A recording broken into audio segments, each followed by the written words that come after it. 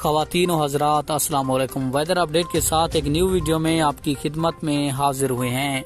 Monsoon हवाएं मुल्क के बलाई और ज़ेरी इलाकों में मुसलसल दाखिल हो रही हैं और आइंदा 24 घंटों के दौरान बलाई इलाकों में इसकी शिद्दत में इजाफे का इम्कान बताया जा रहा है। तो मैं आपको मुकम्मल तफसील के साथ आगाह करता हूँ, तो उससे पहले वीडियो को लाइक और चैनल को सब्सक्राइब लाजमी कर दें ताकि आपको हमारी नई वीडियो का नोटिफिकेशन सबसे पहले और बआसानी मिलता रहे।